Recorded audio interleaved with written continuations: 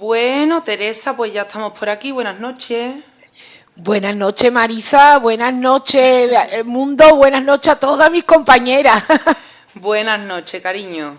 Bueno, ya he ido yo avisando de que íbamos a hablar hoy. Solamente te pido un minutito que termine de atender una llamada y empezamos.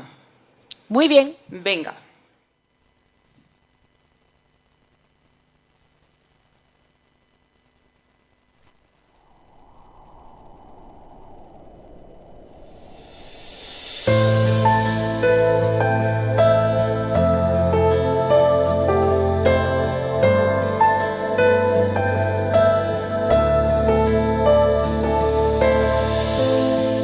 Me despierto ante la vida, como el niño que camina. Voy haciendo fuerte el corazón en cada intento. Se levantan las banderas, algo nuevo nos espera. Quedan tantas cosas bellas que alcanzar. No te me caigas hoy, cógeme fuerte y seguiré contigo.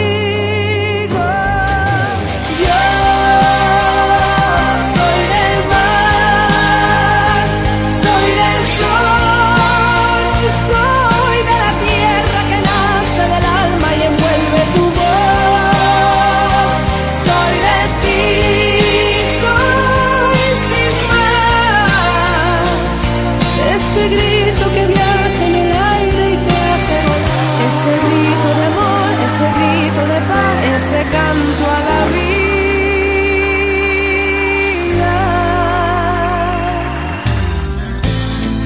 porque el sueño está en mis manos.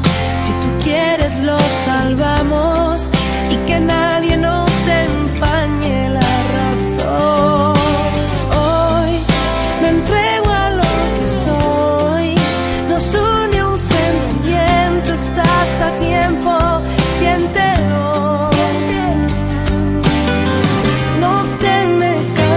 No, cógeme fuerte y seguiré contigo.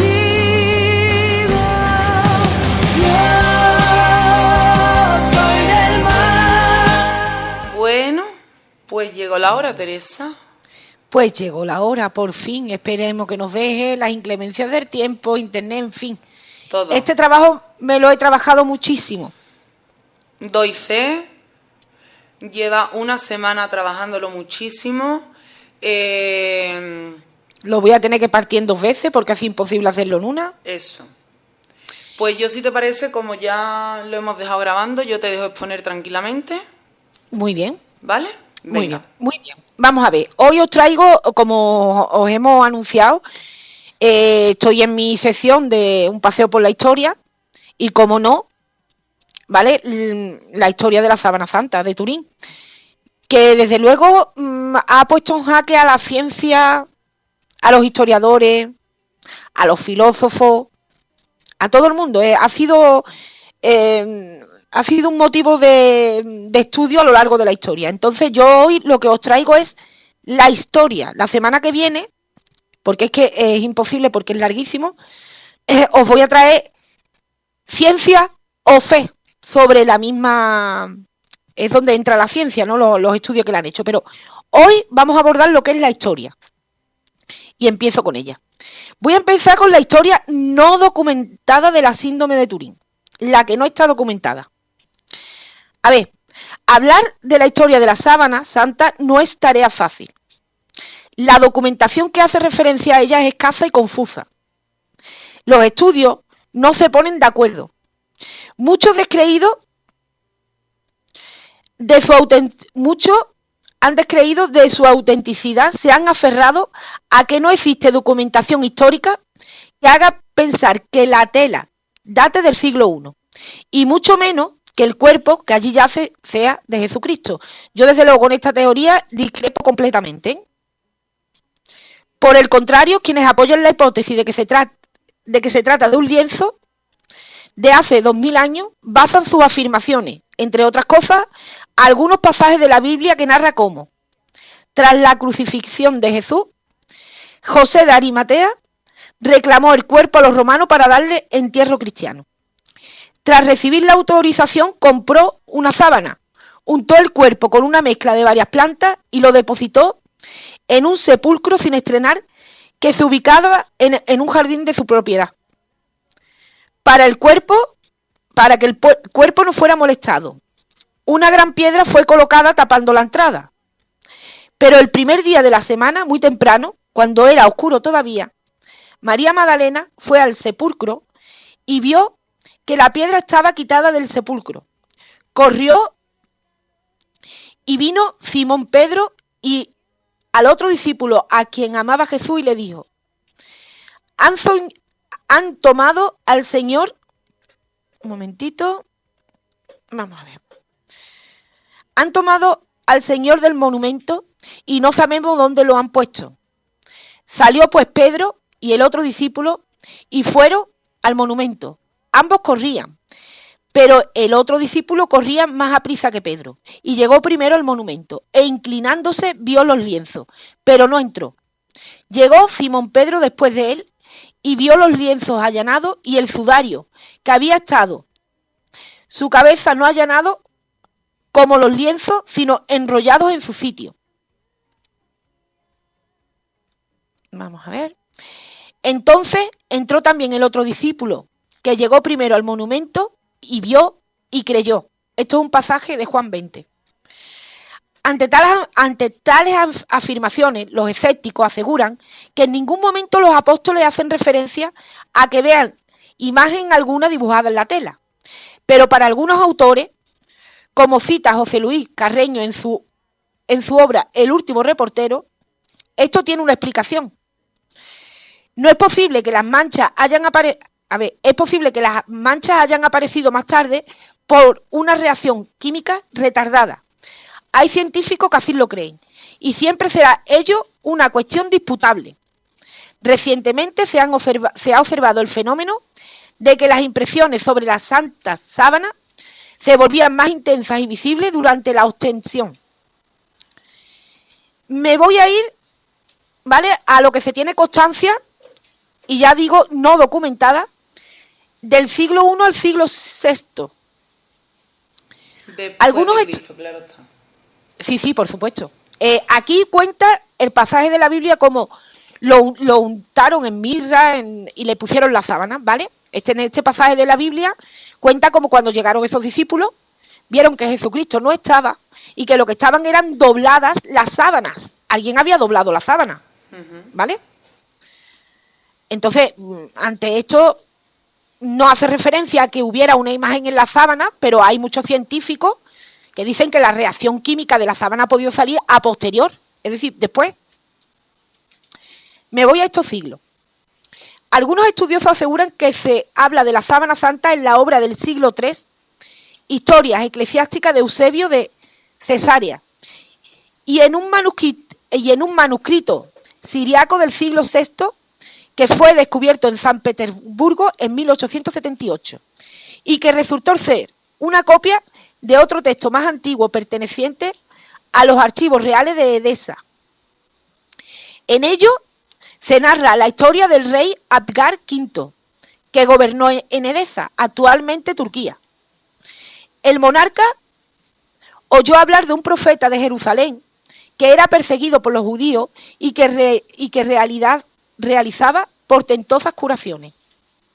Abgar, muy enfermo de lepra negra, envió un embajador hasta la ciudad santa para ofrecerle asilo y seguridad a sus dominios, pero este ya había sido crucificado. Aún así, el viaje no fue en vano, ya que el militar regresó con un lienzo de lino en el que milagrosamente se había estampado la esfinge del elegido, y al ponerla en contacto con la piel del monarca, este en pocos segundos sanó. Convencido Ucama el Negro, sobre el nombre con el que se conocía al mandatario de que la tela le había curado, decidió convertirse al cristianismo. Tras su muerte, uno de los sucesores de Abgar, Manum, quiso destruir el lienzo y así volver al paganismo. Pero un grupo de cristianos que supo de las intenciones del nuevo rey decidió esconder la tela entre las rocas que formaba la muralla de la ciudad. Cuando regresaban a sus casas, después de haberla ocultado, se toparon con un grupo de soldados enviados por el mandatario y se entabló una terrible contienda en el que todos murieron. No quedó ni un solo testigo que pudiera dar dato alguno sobre el lugar donde el tesoro había sido escondido. Es decir, que a la muerte de este rey, ¿vale? Que es lo primero, donde primero parece ser que llegó la sábana, ¿vale? Una vez que lo curó, se reconvirtió al cristianismo y cuando él murió, su sucesor lo quiso destruir. Entonces los que lo defendieron y los que lo querían destruir murieron todos.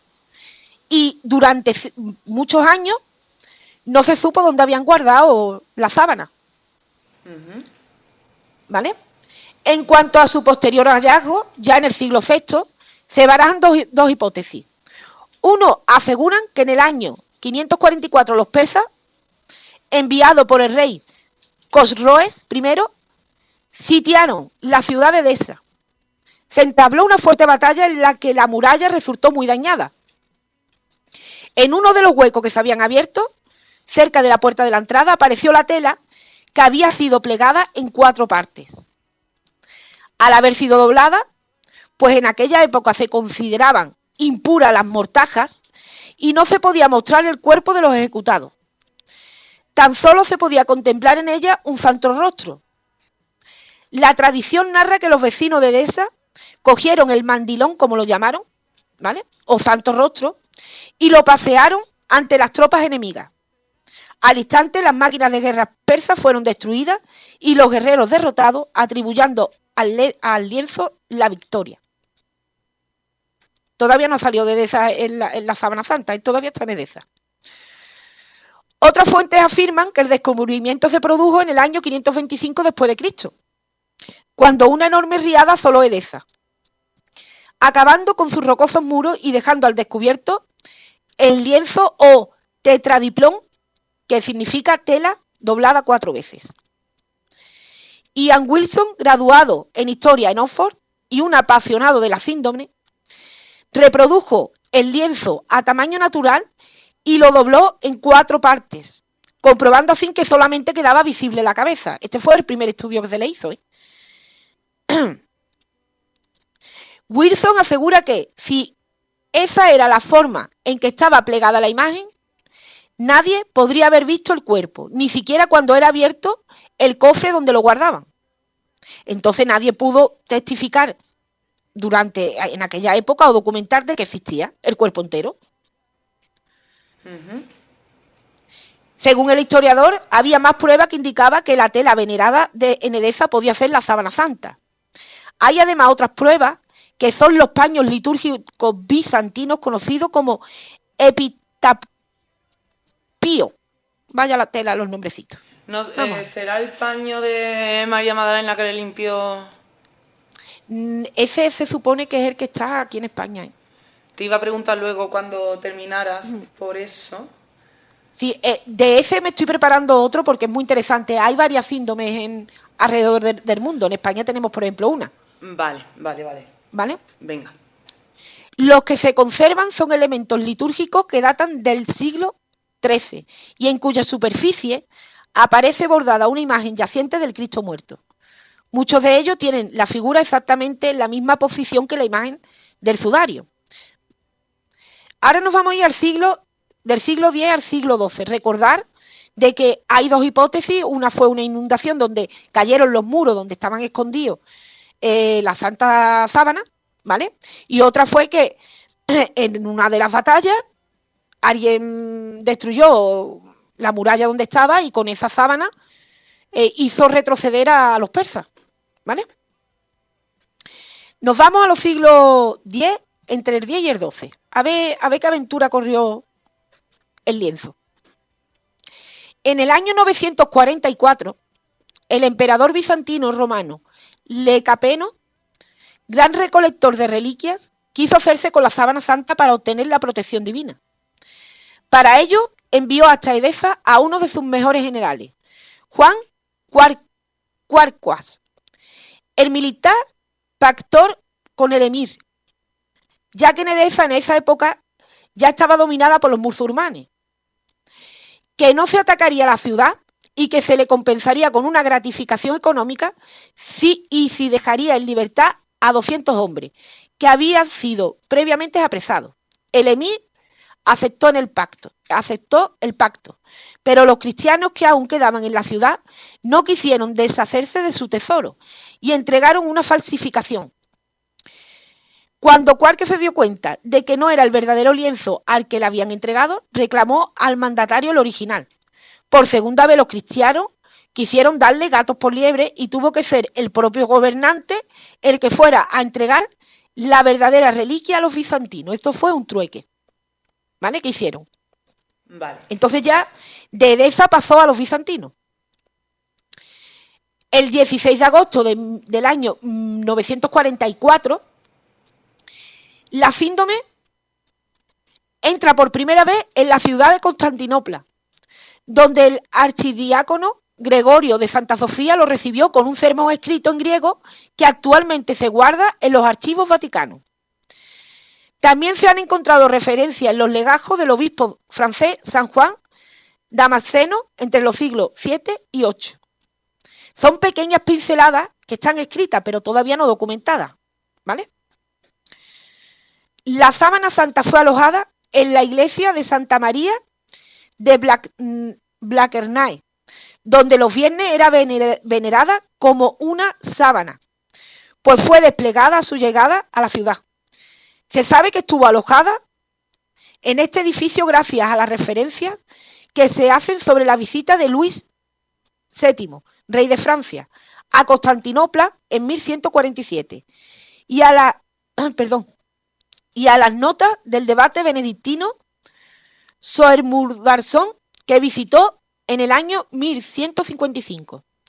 También hay reseñas de ello en la obra de Guillermo de Tiro, quien dice que el emperador Manuel Comneno I le mostró al rey Amarilcón I de Jerusalén varias reliquias de la Pasión, entre las que se encontraba el sudario de Cristo, en la Basílica de Blacknay cuando corría el año 1171.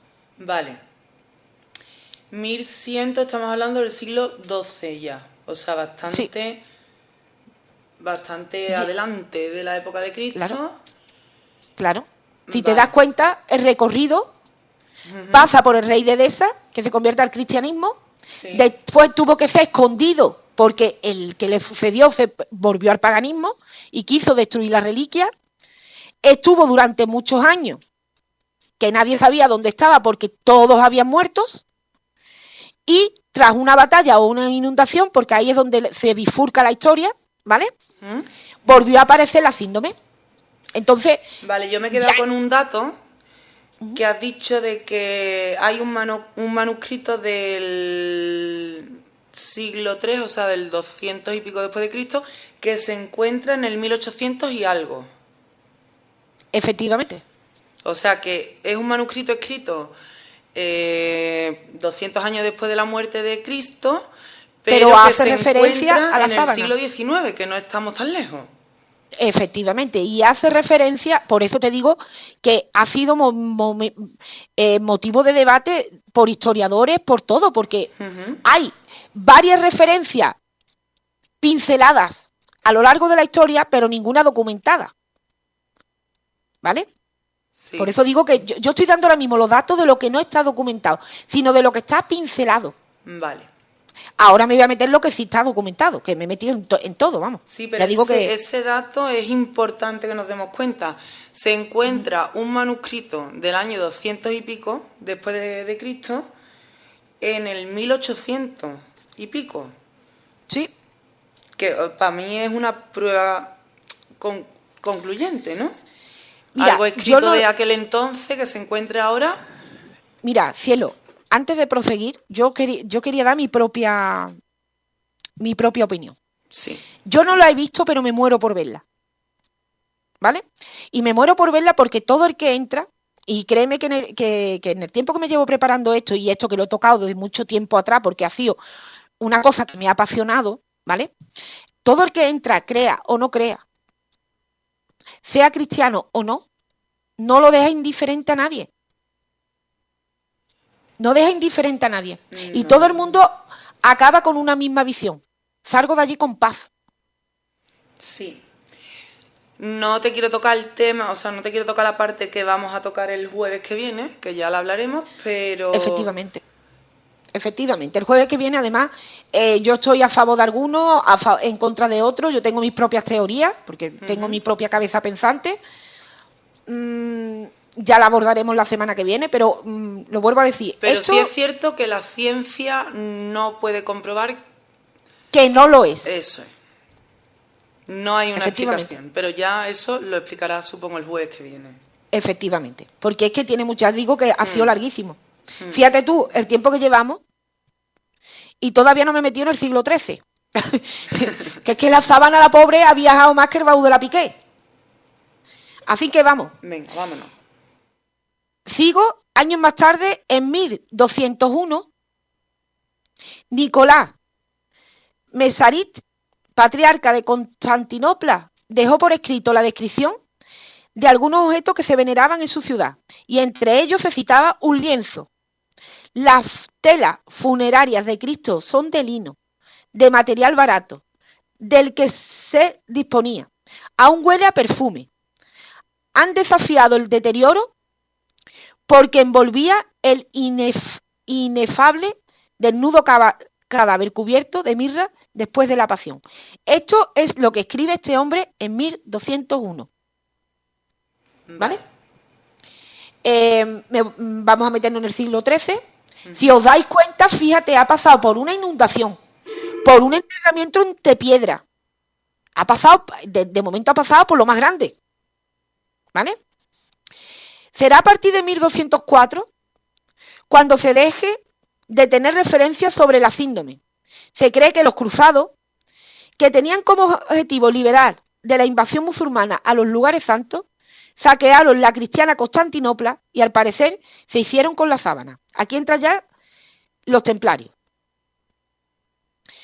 Se conserva una carta del 1 de agosto de 1205 escrito por Teodoro Ángel Comeno, nieto de Isaac II, emperador de Constantinopla, dirigida al Papa Inocencio III, organizador de la Cuarta Cruzada.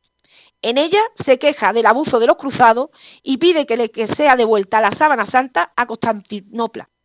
También en el centro de la sinología de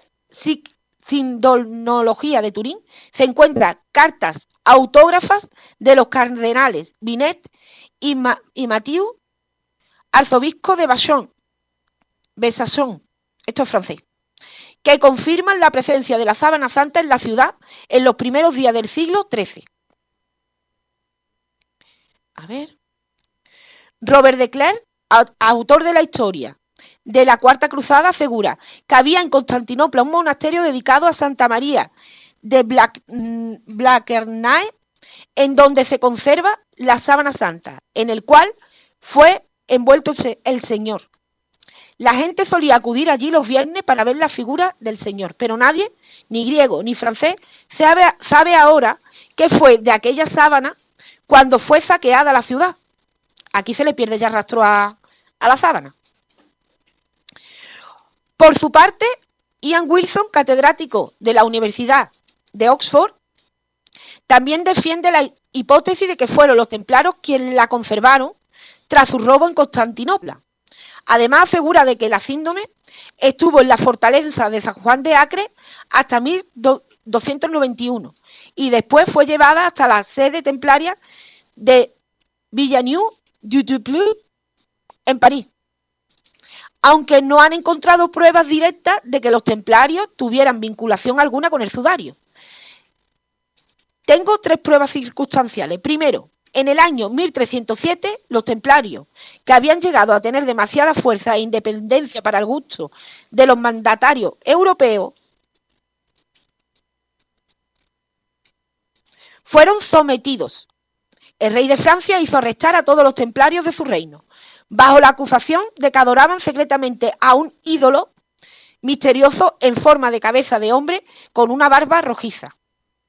Segundo, en un lugar de Inglaterra que había sido sede de un antiguo monasterio de los templarios se halló la imagen de una cabeza pintada que se cree que era una réplica del ídolo que podrían haber adorado los templarios.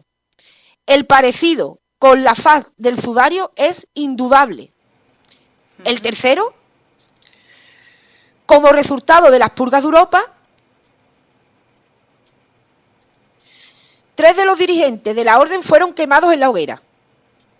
Entre los 2 últimos incinerados estaba un templario francés que es Geoffrey de Charny, que algún día escribiré sobre él. La historia es increíble. Y en la iglesia de otro Geoffrey de Charny, en Lire, apareció el sudario en 1354, 50 años más tarde. Es decir, que el sudario lo tenían los templarios. A ver, diversos historiadores suponen que la sábana fue trasladada de Europa y conservada durante un siglo y medio por los templarios que guardaban en secreto sus reliquias. Otros creen que pasó a Grecia, donde había comunidades latinas relacionadas con uno de los líderes templarios, el tal Godofredo de Charny, el cual fue condenado a la hoguera junto a Jacques de Molay en 1314, que este fue el último templario que quemaron, y el partícipe de una gran maldición que ya escribiré alguna vez. Vale. Más tarde, la tela caería en manos de Geoffrey de Charny. Este es otro, no es el mismo Godofredo, este es Geoffrey de Charny. Sí, otro. No, es que aunque el apellido es muy parecido, no es el mismo, Vale. Vamos a ver. Apellido muy parecido al anterior y que lleva, es que esto lo tenía que resaltar, y que ha llevado a algunos estudiosos como Wilson a pensar que pudo tratar de un pariente del primer Charny al que le fue encomendado su cuidado. Respecto a ello, José Luis Carreño, en su ya citada obra, afirma que en 1208 la sábana santa sale a flote un poco más lejos, en la tierra de los cruzados, naturalmente. Otto de Roche, uno de los jefes de la Cuarta Cruzada que había estado acuartelado precisamente en Blackernay, pensando piadosamente, había entrado en la iglesia de Santa María de Blackernay durante los días del saqueo y había reclamado para sí como jefe el sagrado botín. A ver. Otto de Roche se las arregló para enviar la sábana a su padre, Poncio de Roche, en tierra francesa, pero como el viejo caballero le quemaba aquella en las manos, se las regaló al obispo de Besançon, Amadeo de Tramaley. Un manuscrito de la biblioteca de Besançon relata esta donación y la fija en la fecha 1208. Así pues, desde 1208 la sábana santa descansó sin molestia por casi un siglo y medio en la catedral de San Esteban de Besançon, pero le esperaba nuevas vicisitudes, ¿vale?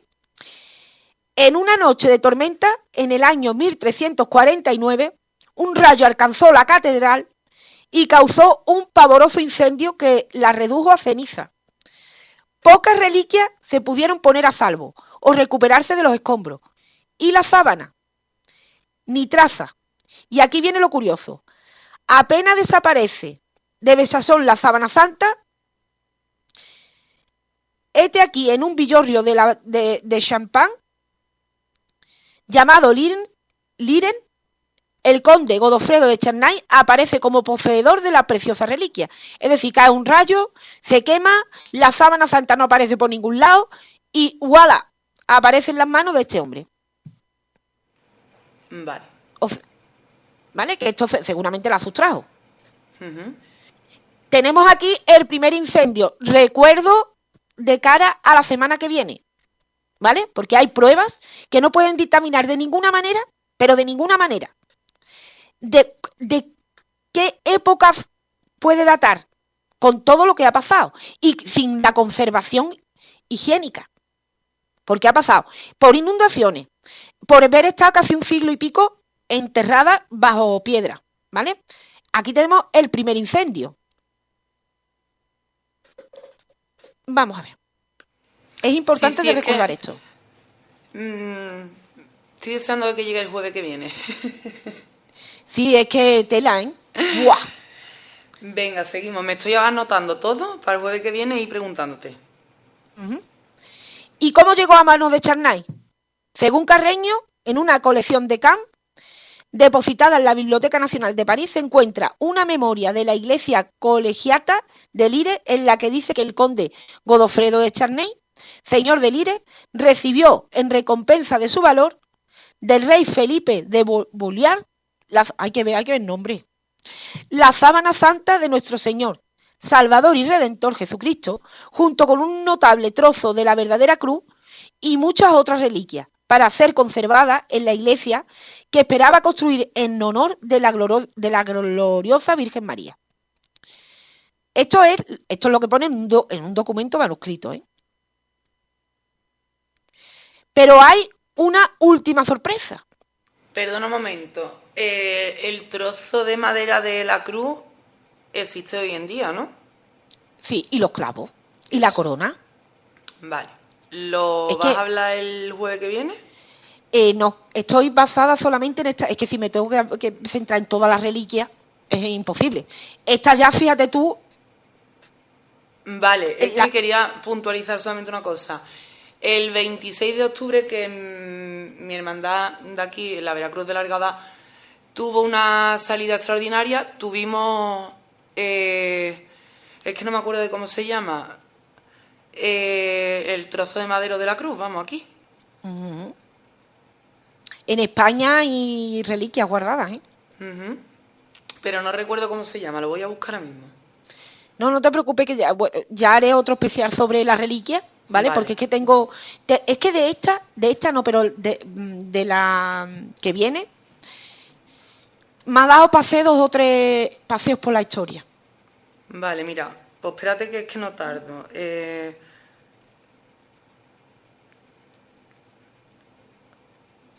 Vamos mira, a ver. Se llama, te lo digo, Lignum Crucis. Lignum Crucis. Y estuvo aquí en Largada el 26 de octubre. Vale, vamos a ver. Aquí hay una última sorpresa, ¿vale? Que he encontrado, ¿vale? Está referido a una documentación de la obra de Christopher King y Robert Lomas, ¿vale? Que se llama El Segundo Mesías. Y es que habla sobre los templarios, la sábana santa y el gran secreto de la masonería. En ella los autores concluyen que podemos estar seguros que el sudario de Turín es la imagen del último gran maestre de los templarios, por las siguientes razones. Aquí algunos se la dio la olla, ¿vale? Aquí pone a decir que la imagen en verdad no es la de Jesucristo, sino que es la del último que quemaron, que fue Molay, ¿no? Que ya haré un especial sobre este templario. Esto lo voy a reseñar brevemente porque es verdad, lo he querido poner porque también es otra controversia, ¿vale?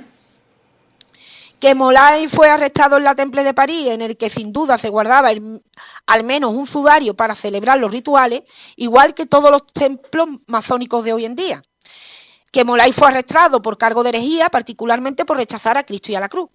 Esto podía haber impulsado a su inquisidor a aplicar una justicia poética mediante la tortura que parodiaba el trato infligido a Jesús. ¿Y dónde estamos situados? En 1300 y pico. Vale. Que fue cuando quemaron al último templario. Vale. En Francia. ¿Vale? Vale. Que este hombre tiene, vamos, por ejemplo, este último templario tiene una historia increíble sobre una maldición, ¿vale? Dicen que la sábana es de este señor que muere en 1300 y pico, pero la sábana ya venía de... que el sudario, como le quisieron imponer los inquisidores, ¿no? Que al fin y al cabo aquí lo que entraba era que tenían más tierra, tenían más poder y tenían las reliquias de Cristo que tanto ansiaban. Entonces, cualquier excusa era buena para quitar al brazo armado de Dios, que eran los templarios en aquel entonces. ¿Vale? Entonces, cayó este. Entonces, dijeron que el sudario pertenecía a ese templario que murió. Claro, pero esto prácticamente era para desacreditar a este. Claro, pero ¿vale? ese templario murió en el 1300 y pico, ¿me dices? Efectivamente, quemado. Vale. Y ajusticiado. Bueno. Vale. Sigo para adelante. Se sabe que la Inquisición francesa solía clavar a las víctimas en los objetos más cercanos como medio de tortura rápido y eficaz. La prueba de los regueros de sangre indica que la víctima no fue clavada en la cruz simétricamente, ¿vale? Eso lo veremos la semana que viene, porque prácticamente lo que voy a hacer es una autopsia de la sábana, ¿eh? Lo que explicaría la notaria dislocación del hombro, de la que se ha hecho tantas conjeturas durante años. Las pruebas físicas de la imagen del sudario muestran sin lugar a dudas que la víctima fue colocada sobre una gran cama blanda y no sobre una lápida de piedra. Esto indica que la víctima estaba viva y que esperaba que se recuperara. ¿Cómo? Esto es lo que están escribiendo ellos, por eso lo voy a reseñar rápidamente, ¿vale? Esto es una controversia más de la historia, para tirar por tierra de que sea la de Jesucristo, ¿vale? En este caso se centra en que puede ser Morlay por cómo se cuenta cómo lo mataron. La que tenemos hoy en día en Turín, ¿eh? Recuérdalo. La víctima estuvo en estado de coma durante unas 24 horas antes de que el sudario fuera retirado, lavado, guardado durante 50 años exactamente. Vale. Esta era una condición básica por la reacción química del radical libre, que recientemente se han identificado como la causa que provocó la imagen. Que de ahí mucha tela con esto, porque esto es... El sudario fue expuesto por primera vez por la familia de Charny, que era descendiente del hombre que fue arrestado con Morlay y que posteriormente fue quemado en la hoguera junto a él. Que el arresto y la tortura de Jacques de Molay tuvo lugar en 1307, fecha que coincide claramente con la datación del carbono 14. Vale, espérate, Teresa, vamos a ir despacito en esta parte. La primera vez que se expone la sábana... Fue en 1200. Vale. Es decir, perdón, se tiene constancia de que ya se exponía la sábana entera en el 970 y algo. Vale. Y entonces, ahora esta familia la expone... Claro, no, pero esta familia... Vamos a ver, esta familia, ¿vale? Sigue exponiendo la sábana, ya pues 50 años después, ¿vale? Pero como el carbono 14 dató que la sábana pertenecía entre 1300 y 1400, es decir, 300 años, 400 años después de que muriera Jesucristo, ¿vale? Y como a este templario en particular le hicieron por rechazar la cruz, casi lo mismo que le hicieron a Cristo, ¿vale? Entonces, los historiadores o los detractores de que la figura de la sábana santa sea de Jesucristo, ¿vale? Se han centrado en esta época de la historia donde quemaron al último templario para decir que el sudario que hoy en día tenemos en Turín, el de hoy en día que tenemos en Turín, no es este de Jesucristo, sino que es de este templario. Esto es otra hipótesis como otra cualquiera que han saltado. Eso, hay que dejarlo claro. Es una hipótesis que creo que se desmontará el jueves que viene, ¿no? Totalmente. Eso. Totalmente. Vale. El arresto... vale. El punto 8, el arresto y la tortura de Jacques de Molay tuvo lugar en octubre de 1307, fecha que coincide claramente con la datación del carbono 14, que estableció que el lino vegetal utilizado para el tejido del sudario dejó de ser un organismo con vida entre 1260 y 1390. Se data que es el sudario. Según el carbono 14. Vale. El carbono 14 es el ADN. Es decir, en el ADN hay células y demás. Lo que Teresa ha querido decir es que no se encuentra, digamos, vida celular en el ADN de la sábana desde el 1260 o 1390, pero recordemos que aunque el carbono 14 haya dado esta fecha, no puede ser exacto porque es que no ha estado conservada higiénicamente. Es que ha pasado, en 1260 ya había pasado por un incendio, una inundación, 3 guerras y casi un siglo y medio de encierro. ¿Vale? Entonces, el carbono 14 aquí es imposible que pueda datar la fecha exacta. ¿Vale? Sigo para adelante. Sabemos que los caballeros de la Temple llevan el cabello y la barba al estilo del nazareno, igual que Jesús. Eso significa que Molay tenía el cabello a la altura de los hombros y la barba larga, como el del sudario, aunque la semejanza física por sí sola no es una prueba suficiente. Observemos que uno de los pocos dibujos de Molay, ¿vale?, resulta tener un parecido increíble con la imagen del sudario. Los rituales masónicos celebrados según el antiguo rito escocés narran la historia de los templarios y el hecho de que una misma cruz coloque las iniciales que, según dicen, representan tanto a Jesucristo como a Jacques de Molay. Sugiere...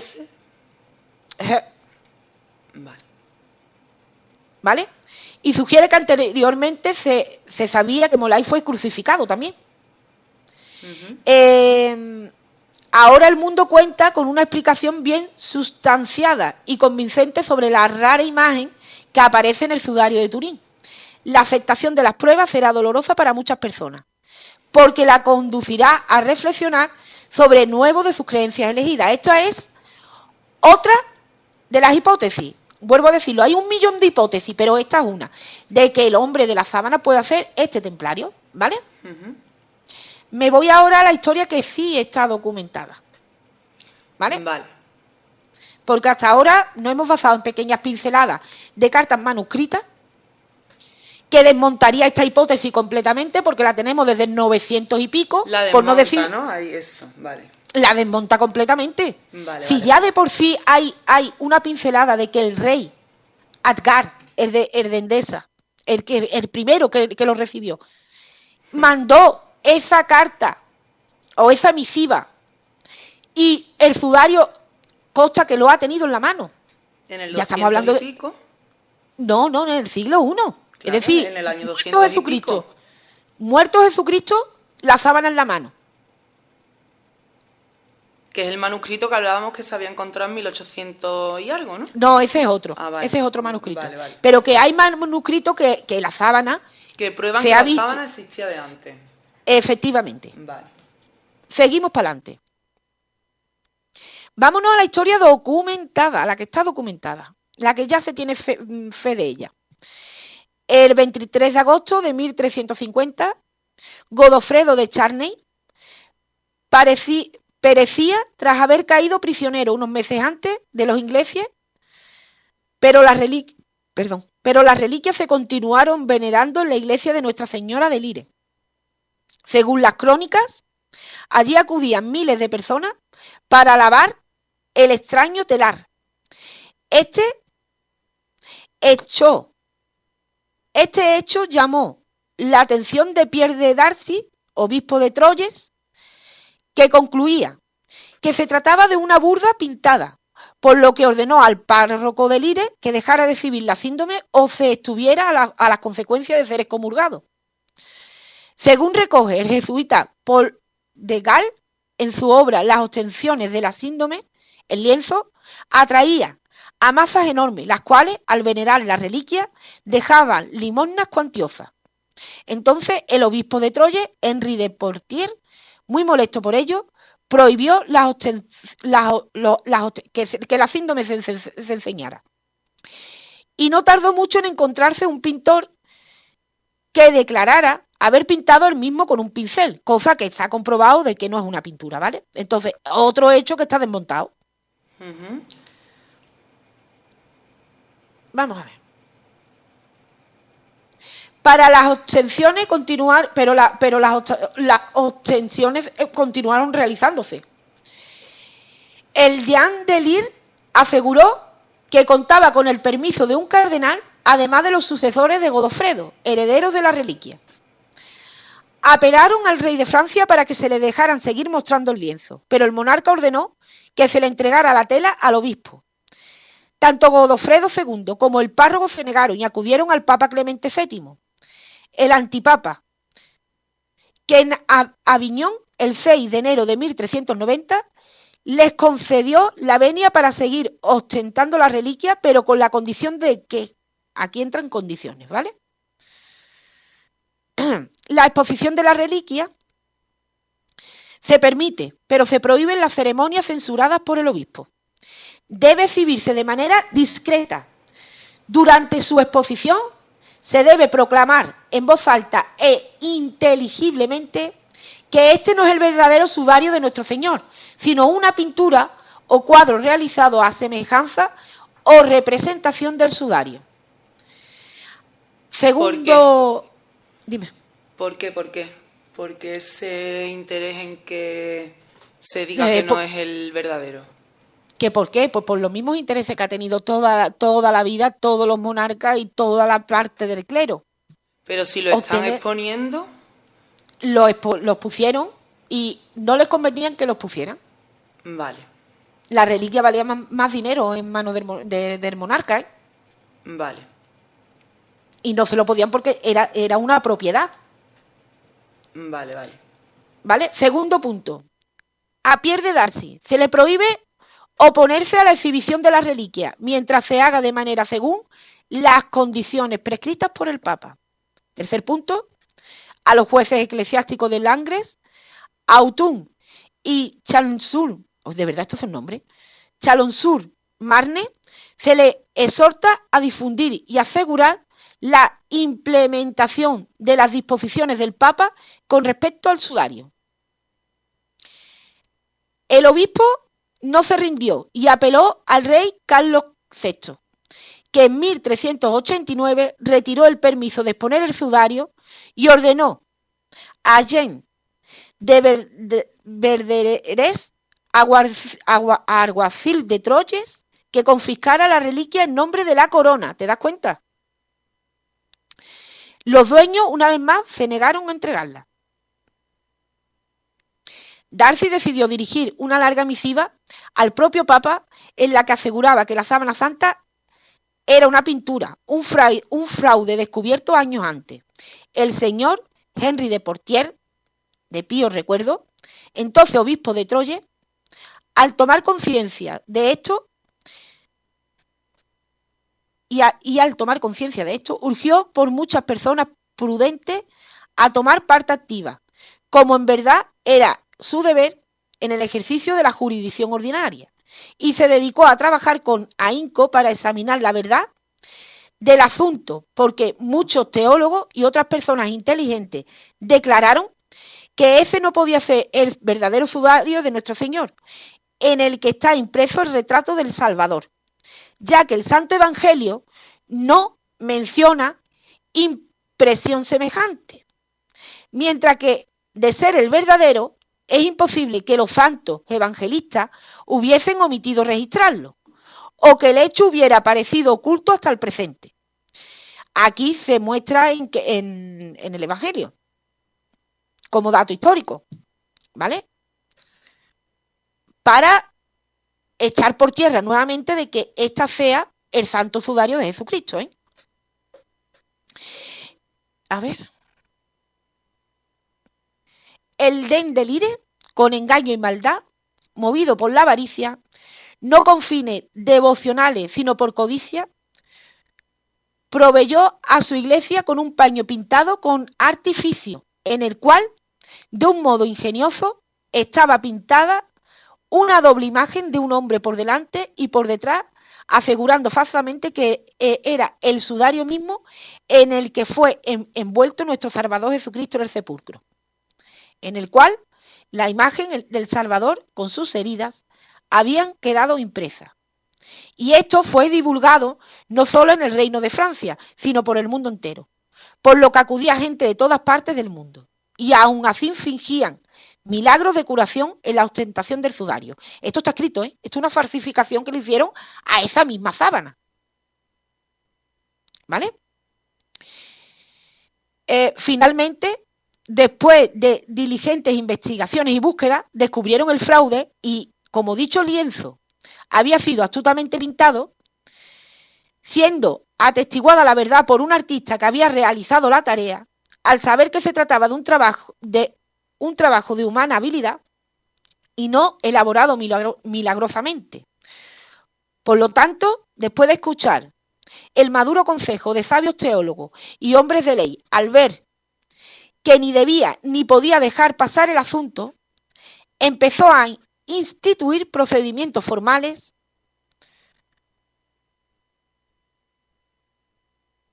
contra el mencionado Dehn y sus cómplices para eliminar de raíz esta falsa persuasión. Ellos, al ver que se había descubierto su iniquidad, ocultaron dicho lienzo para que el ordinario no pudiesen hallarlo y lo mantuvieron oculto por 34 años aproximadamente hasta el año 1389. Es decir, vuelven por motivos esta vez económicos y desde luego con muy mala baba a volver a hacer desaparecer a la sábana para poner una falsificación y lucrarse de ella. ¿Cuándo se traslada a Chamberí? En 1418 se encomienda que sea el conde Humberto de Roche, yerno de Godofredo II, el que se haga cargo de la tela y guarde en un lugar seguro, ya que la guerra entre el duque de Borgoña y el rey de Francia la ponía en serio peligro. 20 años más tarde Humberto muere y su viuda, Margarita de Charny, le es reclamada por los clérigos de Lille para que devuelvan la sábana.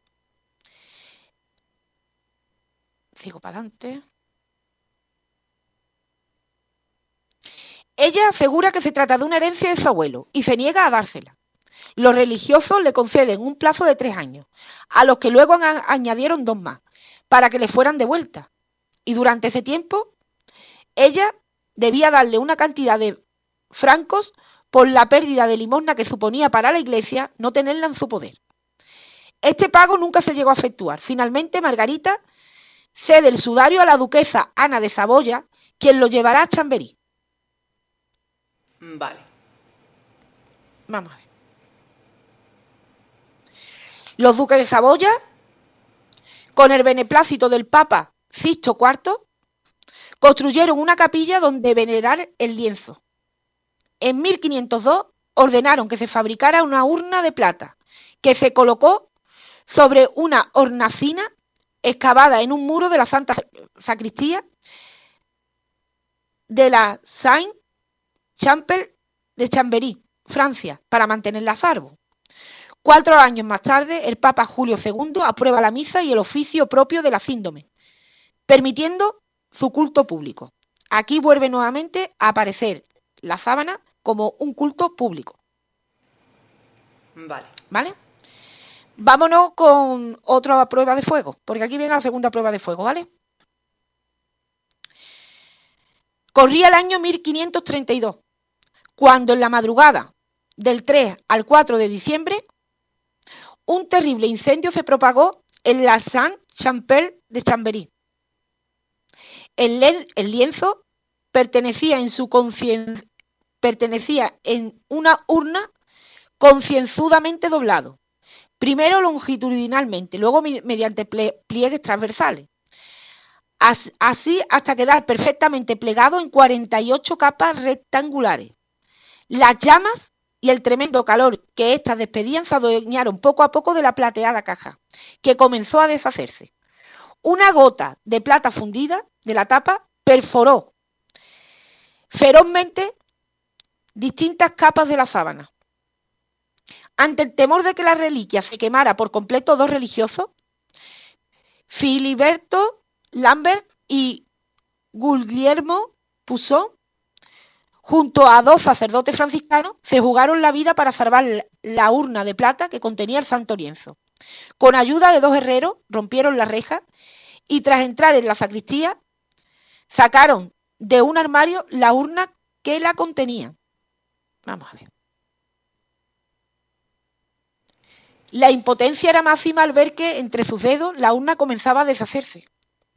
En un arranque de ira y desesperación arrojaron sobre ella una gran cantidad de agua que quedaría por siempre marcada en forma de rombo a lo largo del lino.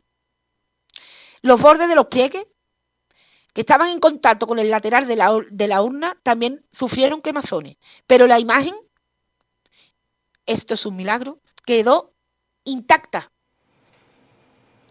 Ni el rostro ni el cuerpo del crucificado habían sufrido la más mínima lesión. Si en aquella ocasión el ardiente metal se hubiera deshecho unos milímetros más hacia el centro, tal vez no hubiéramos conocido nunca el enigma, la enigmática y flagelada figura que aparece en la tela. El historiador Pignois relata que como cuatro héroes se lanzaron al fuego para salvarla. El cofre se fundió debido al exceso del calor del incendio y una gota de metal fundido quemó parte de la sábana. El agua usada en el proceso del enfriado del cofre también dañó o marcó la sábana, dejando para siempre esas marcas romboidales, aunque la imagen del cuerpo que se dibuja en la sábana no sufrió daño alguno. Si alguien se ha molestado en verla, ¿vale? Es cierto de que tiene un montón de rombos, ¿vale? No me había dado cuenta de eso, fíjate. Sí, tiene un montón de rombos. Yo ya te digo, yo es uno de mis sitios donde tengo que ir, o sí, o sí. Vale. 2 años más tarde, por eso digo yo, el carbono 14 ya lleva, fíjate, 2 incendios, unas cuantas de guerra, 1 siglo y medio enterrado en los muros de piedra de una ciudad. La contaminación en el carbono 14 deberían de habérsela planteado un poquito.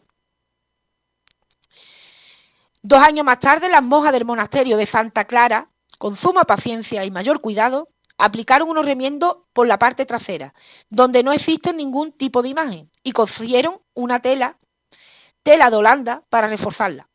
El parche más grande, en forma de U, y de unos 60 centímetros cuadrados, se encuentra a la altura de la parte superior del brazo izquierdo, cubriendo parcialmente la mancha de sangre que corresponde a la herida del costado, que es de color blanquecino y de un tejido fino y liso. En total, las aplicadas monjitas tuvieron que coser 21 remiendos de la tela blanca y 8 de color ámbar en los desperfectos sufridos en el lino. Tras 15 días de incansable faena, acabaron de unir los parches a la tela y redactaron un acta donde se narra paso a paso los momentos de la restauración. Durante su estancia en la corte de los Saboya, se tiene constancia de que realizaron numerosas copias del Santo Lienzo, algunas de ellas llevadas a cabo por Durero, como la que se conserva en la iglesia de San Gomair de Bélgica. Hay que destacar que el famoso pintor recreó unos puntitos parecidos a la chamuscadura, por lo que se cree que la sábana pudo sufrir un incendio anterior a 1532, ya así lo sufrió. Por aquella época, Francisco I de Francia invadía la península italiana. Se volvía de nuevo a poner en peligro el lienzo, por lo que el duque Carlos III de Saboya decidió llevarlo allí donde él llevarlo donde él se fuera. Es decir, si viajó con Carlos III. En 1553, tras la muerte del duque, su hijo Manuel Filiberto se hacía cargo de la reliquia y la volvió a trasladar a la capilla del castillo de Chambéry, donde permanecería hasta su traslado final a Turín. Y ahora, pues, ya llega a Turín, menos mal que ya ha llegado. Madre mía. Vale, ya se va a Turín. Sí, ya va caminando para su sitio. Es que es lo que te digo, es que fíjate tú por todo lo que ha pasado, ¿eh? ¿Y tú crees en todo lo que ha contado que ha pasado? En algunas cosas sí, en otras no. Vale. Yo sé que sea la imagen de Jesucristo o no sea la imagen de Jesucristo, porque yo no soy nadie para contradecir a la ciencia, esa imagen tiene algo. Y tiene algo sobrenatural. Sí, ya, vamos, lo dirás el jueves que viene, que no se ha podido dar no, con... es imposible. Pero te pregunto si tú crees que has sobrevivido a tantos incendios, a tantas catástrofes. Sí, pues completamente sí. Completamente sí. Vale. Vamos a ver su llegada a Turín. Sí.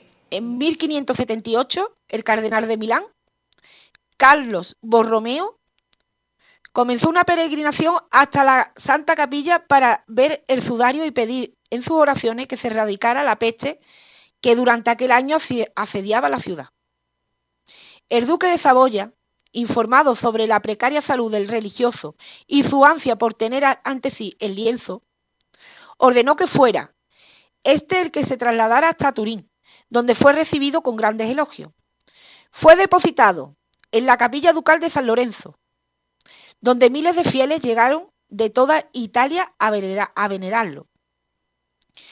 Tras la muerte de Manuel Filiberto en 1580, su hijo Carlos Manuel I hizo edificar la rotonda de la Síndome, una capilla en el Palacio Ducal de forma redondeada en cuyo interior se guardó la tela. 5 años más tarde se volvió a exponer la sábana como motivo del matrimonio entre Carlos Manuel I y la infanta Catalina, hija de Felipe II. Un año después, la Síndome volvía a ver la luz a producirse el nacimiento de su primogénito, Felipe Manuel. También en 1587, y gracias al bautizo de Carlos Manuel, el segundo de sus hijos, los fieles pudieron volver a disfrutar del lienzo.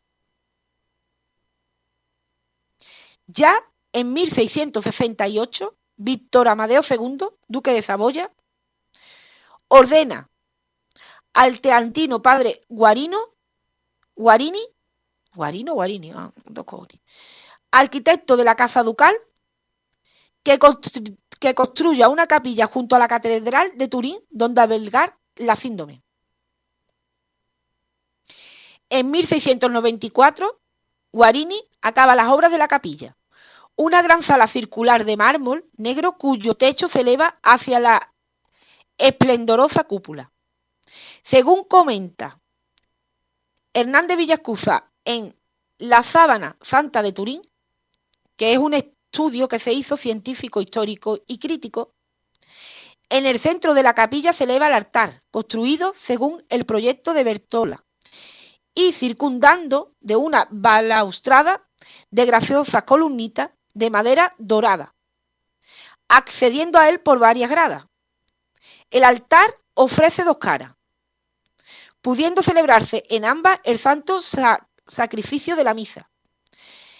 Entre las 2 caras del altar se eleva una grada de la cual surge un pedestal sobre el que reposa la urna de mármol, de forma rectangular, que custodia la reliquia. En cada uno de los 4 ángulos de la urna aparece de pie un ángel, todo con emblemas de la pasión.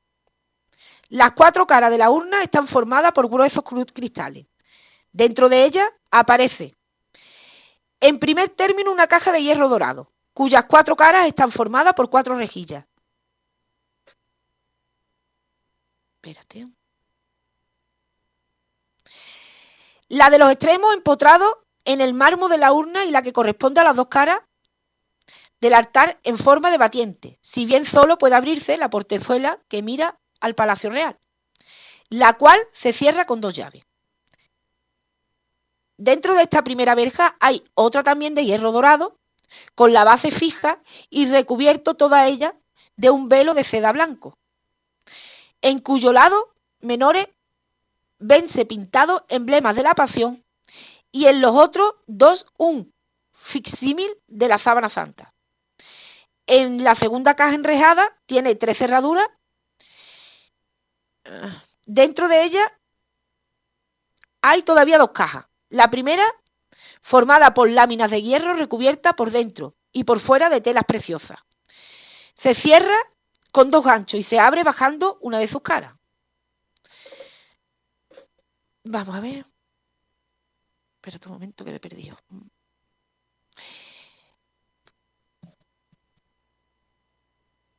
Vale. ¿Qué, hija?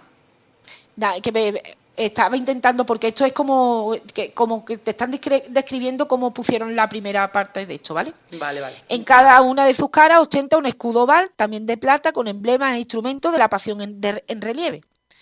La sábana, envuelta entre dos cubiertas de seda rosa, hállase sujeta con cintas rojas sobre las cuales aparece el sello del obispo. El relicario se ata también con cintas en las que se ponen los sellos del arzobispo y el rey. A causa de todos los traslados, obtenciones e incendios, los bordes de la tela comenzaron a deshilacharse. Víctor Amadeo, al darse cuenta de que la reliquia peligraba, ordenó a su confesor Sebastián Walfrid que pusiese un forro en la parte trasera para que no se deshilara. Así, el 6 de junio de 1964, el sacerdote cosió 1864, perdón. Eso te iba a decir, estamos... Sí, medio. 1864, el sacerdote cosió un forro de seda negra al lienzo, forro que se mantuvo durante 174 años hasta la siguiente ostentación, ¿vale? La princesa Clotilde, ayudada por la condesa Clementina de Briançon, sustituyó la tela negra por otra rosada.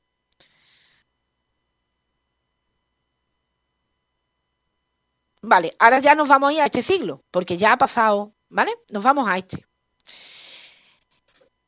Hasta marzo de 1983, año en que Humberto, ex rey de Italia, le donó a la Santa Sede. Esta había pertenecido siempre a la casa de los Saboya, vamos, desde que entró en la casa de los Saboya. El mismo rey, que vivía exiliado en Portugal, concedió una entrevista al sacerdote Robert Key Wilcox y que éste publicaría en su obra El Sudario, donde revelaba cómo se entregó al Vaticano lo que hasta entonces había sido el más precioso tesoro de la familia Saboya. Hasta mi salida de Turín, las decisiones referentes al sudario eran tomadas por la familia, siempre, naturalmente, tras consultar al Papa. Durante la Segunda Guerra Mundial, mi padre ordenó que el sudario fuera llevado al sur de Italia para evitar la posibilidad de que sufriera daño por los bombardeos. Terminada la guerra, yo mismo ordené su retorno a Turín, pero cuando me fui de Italia, lo dejé a cargo del obispo. Como yo no estaré allí, creo que usted es la persona más indicada de cuidarlo. Y así han seguido las cosas, ¿vale? Hasta hoy.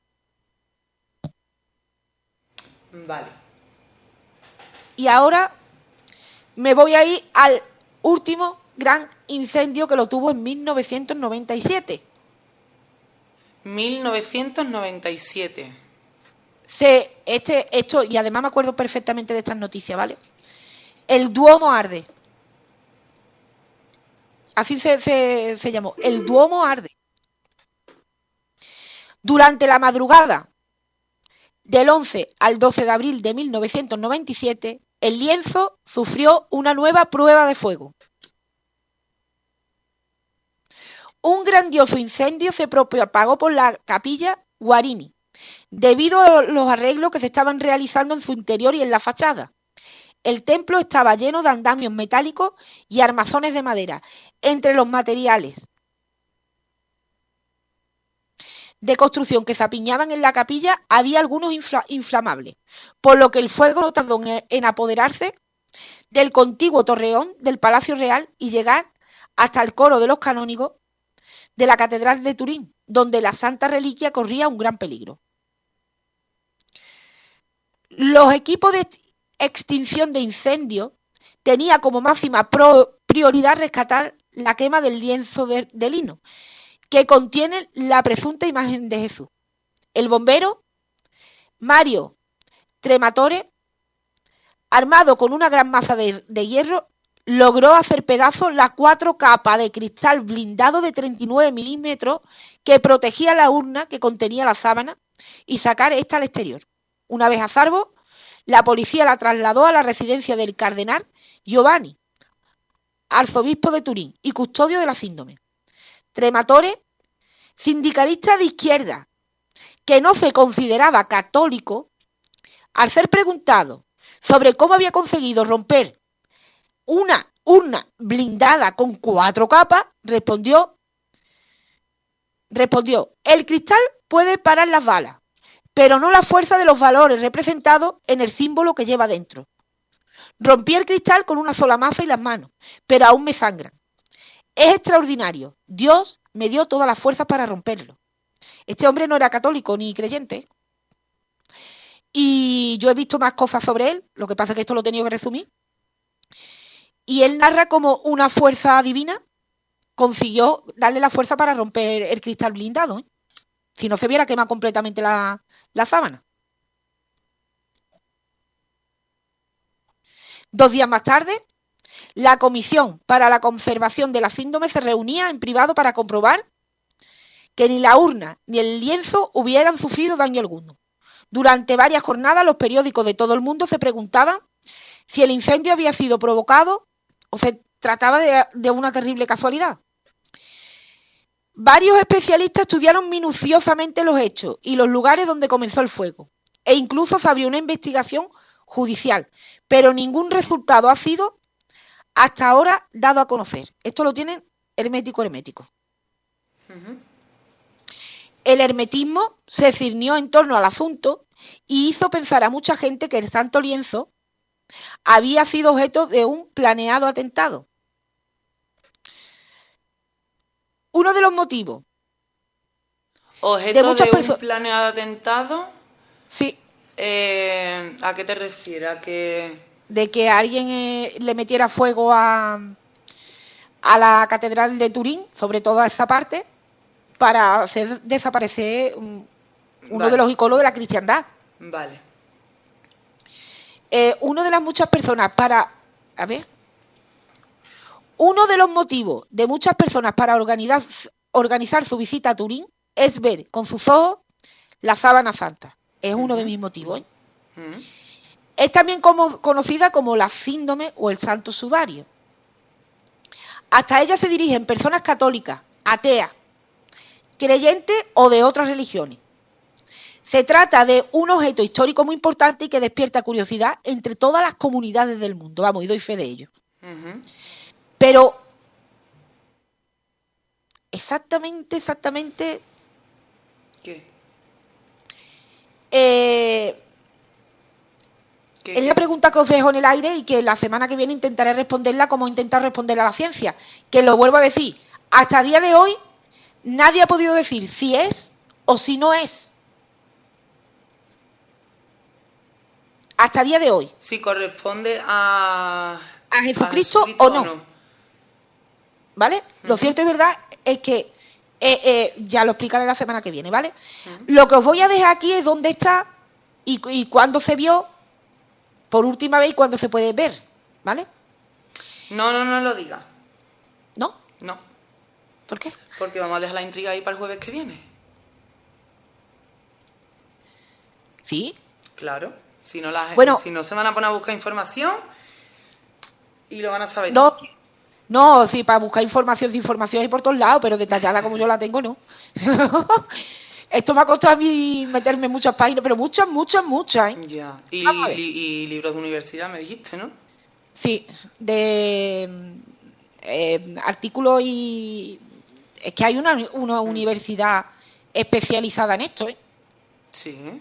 Uh-huh. Sí. En la síndrome.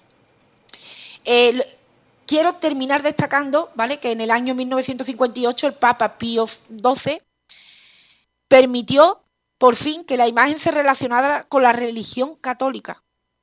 Porque hasta ahora siempre se ha puesto, veis visto que la han expuesto, la han quitado, la han vuelto a poner, la han intentado replicar, han intentado hacer un fraude con la imagen. Vale, es que no te quería interrumpir, pero ahí va mi pregunta. ¿Todos los papas que han nombrado a lo largo de la historia y demás son papas reconocidos por la religión católica, por el Vaticano y demás? ¿O? Lo que he dicho desde el principio hasta el final, sí. Sí. Entonces, la sábana pasaba a ser objeto del cristianismo, digamos, luego no, luego sí, al final. No, objeto del cristianismo ha sido siempre. Lo único que había una batalla de poderes en torno a esa reliquia. Igual que esa en torno a todas las reliquias. Vale, pero este último papa que me dices, ¿Pío qué? Pío XII fue ¿La el que reconoce como? que es de la religión católica, Vale, vale. ¿vale? Que es un icono de la religión católica hacia la santa faz de Jesús. Es decir, es el que admite que puede tratarse de la cara de Jesucristo. Firmemente, ya. No fue hasta 1958, ¿eh? Aunque la Iglesia nunca ha manifestado de forma oficial su aceptación o rechazo hacia la sábana santa. De hecho, vuelvo a decirlo, ha sido quizás el icono de la cristiandad que más pruebas se le han hecho científicas. La que más. ¿Vale? Y con esto, pues bueno, con esto he terminado mi exposición sobre la historia, las peripecias y todas las aventuras que ha corrido la sábana desde que se encontró, bueno, no, desde que desapareció Jesucristo y apareció esa imagen, ¿vale? Hasta hoy. Vale. El jueves que viene indagaremos más en los estudios que se han hecho después, por qué la ciencia no puede explicar qué es. Si te das cuenta, aquí intentaron tanto los templarios como este pintor que lo contrató el rey y en aquel momento uno de los máximos exponentes de la Iglesia para tirar por tierra que fuera ¿vale? Intentaron copiar la imagen, pero es que no había manera de copiarla igual. Vale, perdona, no te escucho lo último, Teresa. Que no había manera de copiarla igual. Se veía tranquilamente de que era una copia. Esta, sin embargo, no es una copia. No se explican cómo ha aparecido esa imagen ahí. No es pintura, no es un negativo fotográfico. Ahí va, lo que pasa es que no quería decir eso. Lo de que tampoco es un negativo fotográfico, no es mancha de sangre, pero eso, vamos a dejarlo para el jueves que viene. No, manchas de sangre sí tiene. Y además... Sí, pero la imagen en sí no es enteramente, la silueta no se dibujó porque... o sea, no es una mancha de sangre entera. No, yo tengo mi propia... Yo después de verme empapado, y ya te digo, no es de ahora de esta semana, que sí, que esta semana le he metido más fuerte porque es un trabajo que he querido exponer. Pero a lo largo, yo tengo libros aquí de la Sábana Santa, ya te digo, tengo un montón de libros, me ha interesado desde siempre, ha sido una cosa que me ha interesado mucho, sobre todo esa parte de la ciencia, porque yo soy así, a mí la ciencia me llama. Sí. Soy muy alquimista. Y yo tengo mi propia hipótesis de cómo se pudo haber hecho. Lo que pasa es que esta hipótesis me puede echar muchos detractores en lo harto, pero vamos, que me da igual. La semana que viene, pero la semana que viene la expondré. Sí. La semana que viene la expondré. Yo lo que te quería comentar es, yo tengo mis propias creencias y voy por un lado, por otro, esto y lo otro. Me rijo por la ciencia y me rijo también por las creencias. Estoy aquí trabajando. Imagínate la locura mental que yo tengo ahora mismo, ¿no? Pero, hablando con mi padre de que ibas a exponer este tema y demás, ya sabes que mi padre se rige por la ciencia sí o sí, y mi madre todo lo contrario. Mi madre es creyente, totalmente, vamos. Y mi padre cree en la Sábana Santa. Creen que eso perteneció a Jesucristo. Yo y la ciencia no puede demostrar lo contrario, es que no hay manera. O bien a Jesucristo o bien a alguien de aquella época. No tiene por qué ser Jesucristo. Jesucristo nos tendemos todos por la imagen de Jesucristo. Es que, ¿vale? a ver que Jesucristo, cada uno cree en Jesucristo a su manera.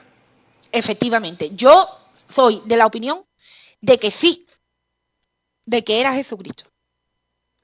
Yo también creo que era Jesucristo, pero ya el jueves que viene hablaremos de quién es Jesucristo para ti y para mí, por ejemplo. Efectivamente. Porque yo tengo una visión de Jesucristo, yo de verdad, que para mí es un ídolo a seguir. No, tampoco es un ídolo. Sí, para mí sí. Para mí Jesucristo es alguien en quien creo fervientemente, pero no a lo mejor con esa manera ciega en que nos han querido enseñar. Con Rosa tenía yo esta conversación esta tarde, fíjate. Y las dos pensamos igual y creo que tú también. Creemos en Jesucristo, pero de otra manera, que ya hablaremos en privado y la expondremos el jueves. Yo lo voy a decir en directo porque yo no tengo, además, lo vuelvo a decir, yo no soy de las que me callo, hago uso de mi libre expresión y la voy a decir. Yo creo en Jesucristo como el primer, fíjate lo que te voy a decir, ¿eh? Como el primer revolucionario que se enfrentó al Estado en nombre de Dios. El primero, que lo hizo con corazón, que lo hizo por el bien de la humanidad y que lo hizo creyendo en lo que hacía. Llámese hijo de Dios o llámese como lo quieran llamar los ateos, para mí esa representación, ¿vale? Lo es todo, porque dio su vida en su locura, en su no locura, en su iluminación, como lo queráis llamar cada uno. Pero dio su vida por la humanidad. Y creía en lo que hacía además. Por lo tanto, yo a día de hoy, Jesucristo para mí lo es todo. Entonces, vale. Ahora, que se me puede echar mucha gente en lo harto, no, sí, de acuerdo, no. Pero es que es tal y como lo siento. No, cada uno tiene su manera de creer y hay quien cree, quien no cree y miles de maneras distintas de creer. Yo, por ejemplo, el Antiguo Testamento, no. En Jesucristo creo, pero de una manera distinta. Creo que hizo el bien siempre, creo que ayudó, que murió por nosotros, que bueno, ya lo explayaré el jueves. No creo en los milagros, en la magia de hacer el pan, el vino, los peces, los milagros así tal cual, no, pero sí hay cosas que sí. Creo que fue una persona bondadosa. Una persona que murió por un bien mayor. Y además no solamente murió, es como murió. Sí. Creo que es un ser divino, ojo, no creo en Jesucristo como una persona de carne y hueso. No, yo lo creo como un ser divino también. Vale. Yo creo que era una persona que estaba iluminada y que creía en lo que hacía. Y ya te digo, el primer revolucionario que se enfrentó al Estado en nombre de Dios, ¿eh? El primero. Entonces, pues ya partiendo de esa base, ya de la cruz de madera sale una que yo, viendo cómo tú eres, creía que no creías en nada, que eras un poco escéptica. No, yo soy muy pagana. Yo creo en la tierra, yo creo en la madre tierra, yo creo en la Pachamama, yo creo en el universo, pero Jesucristo sí. En Jesucristo sí creo. Y en San Miguel Arcángel. Y en su madre. ¿La Virgen María? Sí. Pero no como virgen. Exactamente. Sino como madre. Entonces, cada uno tiene su propio de esto. Y son personajes iluminados de la historia que a mí me dan mucha paz cada vez que pienso en ellos. Entonces, nada más que esa paz a algo me lleva. Entonces, mira, yo, por ejemplo, hay una cosa que no entiendo, que es la Virgen María tuvo a Jesús siendo virgen. Y por eso es la Virgen María. Bueno, ¿y qué pasa si lo llega a concebir sin ser virgen? Con el pecado de la carne. Claro, es que no lo veo malo. No veo por qué... ¿Me quieres entender lo que quiero decir? Totalmente. Que por qué esa divinidad de concebió a Jesucristo siendo virgen, cuando es lo más normal del mundo tener hijos y evidentemente... Lo que yo no entiendo es cómo de eso precisamente que se eleva a la Virgen María como mujer, como madre, ¿vale? Que viene en nuestras Sagradas Escrituras, con las que todos nos hemos educado. ¿Cómo pudo desvirtuarse tanto a lo largo de la historia la función el papel de la mujer, porque sin esa mujer pero divina, es que la Biblia desvincula a San José primero. San José aparece muy poco y hay que, o sea, hay que tener en cuenta que crió a un niño que no era suyo, que se creyó lo que la Virgen María le dijo de mira, ha venido el Espíritu Santo y estoy embarazada. Yo creo que a San José se le debería de dar más importancia. Y la Virgen llega a un momento en el que desaparece ahí en la historia de la Biblia y hasta donde yo sé, por los colegios donde he estudiado, dicen que la Virgen no murió, que la Virgen se elevó. Hombre, yo tengo en los evangelios apócrifos que tengo aquí, la Virgen y María Magdalena viajaron hacia Santa María de la Mar, en Francia. De hecho, yo en la calle donde vivo se llama así, las Santas Marías del Mar. Uh-huh. Que cuando yo estaba metida en el mundo de la historia, que me estaba moviendo y vi el nombre de mi calle, dije, esto es una señal. Porque precisamente llegó a mí unos evangelios apócrifos y empecé a leerlos. Me llamó muchísimo la atención y hay unos documentos, ya te digo, en unos evangelios apócrifos. Además, está en un libro de Javier Sierra. A ver, espérate un momento, por si a alguien le interesa leerlo. Sí. ¿Vale? Que se llama Jesús y los manuscritos del Mar Muerto, de César Vidal. ¿Vale? Y en unos manuscritos que se encontraron y relataban cómo llegó la Virgen María y María Magdalena a Santa María de la Mer, en Francia. Vale. Este libro Caballo de Troya, que me lo recomendó Estela, también cuenta una versión un poco distinta de todo aquello. Uh-huh. Por eso son evangelios apócrifos. Porque no están contemplados dentro de las Sagradas Escrituras, pero también están escritas.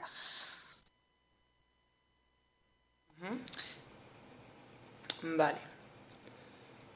De todas formas, quiero dejar claro que aunque yo crea que la Virgen María pues tuvo que pasar para quedarse embarazada por lo que pasan todas las mujeres, para mí es una intermediaria entre la divinidad más grande y nosotros, y yo siempre le pido a ella y me refugio en ella y ¿sabes? La tengo como algo divino, sí, también. Como algo divino. Igual que yo creo. A ver, ¿qué creo? Pero creo a mi manera. Y no alabo, quiero, amo. De verdad, con verdadero amor. Yo tengo un Cristo que me regalaron, además. Me hizo muchísima ilusión porque venía de Canarias. Y está hecho con lava y es el que tengo siempre enfrente mía. Es un Cristo crucificado y siempre lo tengo enfrente mía. Y le hablo mucho. Por eso te digo que para mí, como revolucionario, como divino, como sea, es donde a día de hoy, ¿no? Deposito mi fe. Yo también. Sinceramente. Y me encantaría ir a Turín. Me encantaría ponerme delante de la sábana, me encantaría ver esos relatos que tanto he leído. Y además me agradan más los de los ateos porque el que va predispuesto a no sentir nada, a desmontar la historia. Pero sale de allí con la sensación de plenitud, de estar lleno. Algo tiene que tener. Sí. Uh-huh. Así que espero que os haya gustado este paseíto por la historia. La semana que viene, por supuesto, va a venir la parte científica, porque la semana que viene se va a tratar prácticamente de haber hecho una autopsia, ¿vale? La semana que viene, digamos que comentarán las hipótesis que se han ido barajando a lo largo de estos tiempos, ¿no? Claro, desde el tema de las monedas en los ojos, seguro, ¿no? Efectivamente. Eso, que no es un negativo, que no es sangre, que no es, en fin. Y esa es la parte más interesante para mí. De todo lo que has contado hoy, lo he aprendido de ti, fíjate. Y me encanta haber aprendido historia de ti. Escúchame, sangre sí hay. Sí, sí hay.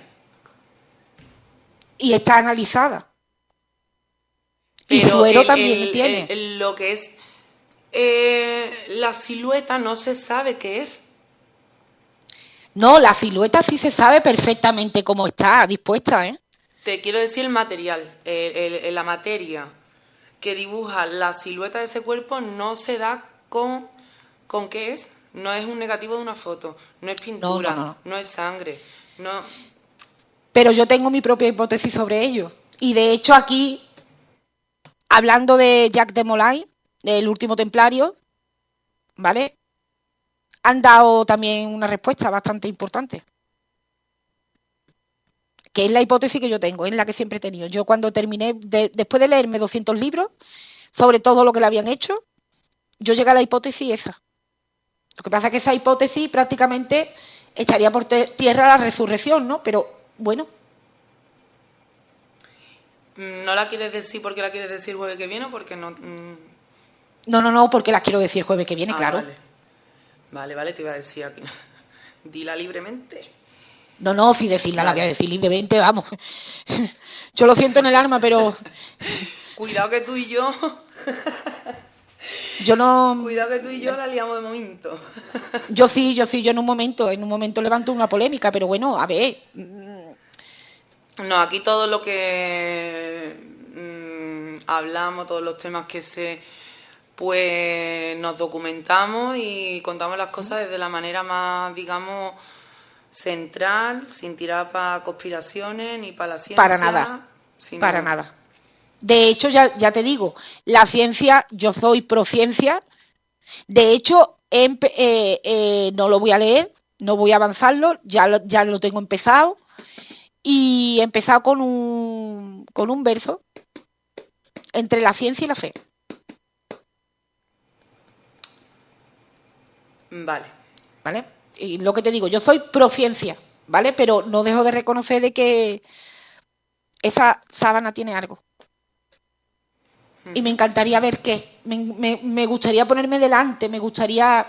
Porque tú, cuando entras, según relatan, no la ves a simple vista. Tienes que retirarte como unos 2 metros y el efecto óptico es cuando ves perfectamente la imagen del crucificado. Pero en la sábana... ya no recuerdo muy bien, pero él está con los brazos para abajo, ¿no? Claro, el crucificado me estoy refiriendo a Jesucristo. Claro, él está con sus partes. Vamos a ver, para que nos hagamos una idea. La sábana está retratado, de alguna manera, inexplicablemente, que ya lo trataremos la semana que viene, un hombre que mide aproximadamente... Santo Entierro, ¿no? Efectivamente, mide más o menos 1,81 m, tiene un hombro luxado, ¿vale? Por lo tanto, tiene un brazo más largo que otro, las manos son extremadamente largas, pero están cubriéndose las partes nobles, ¿vale? Y se ve las barbas, que es lo que se ve a simple vista. Lo otro ya lo han sacado a través de otras pruebas. Lo de las monedas en los ojos, eso no se percibe en la sábana, a menos que le hagan las pruebas que le han hecho. Entonces tú lo que ves es la imagen y te tienes que retirar como unos 2 metros para ver la imagen nítida de ese hombre tendido, ¿vale? Lo de las monedas no se ve, ¿verdad? No, lo de las monedas fue una prueba que hicieron. Me lo voy a apuntar y te lo pregunto por privado. Espérate un momentito. Continúa. Y eso, y en la visión óptica, para verla te tienes que poner como a 2 metros de distancia y es cuando se ve la silueta. Entonces las manchas de sangre y eso es a través de las pruebas, eso tampoco lo ves, no vas a ver un lienzo manchado de sangre, no, eso no se ve.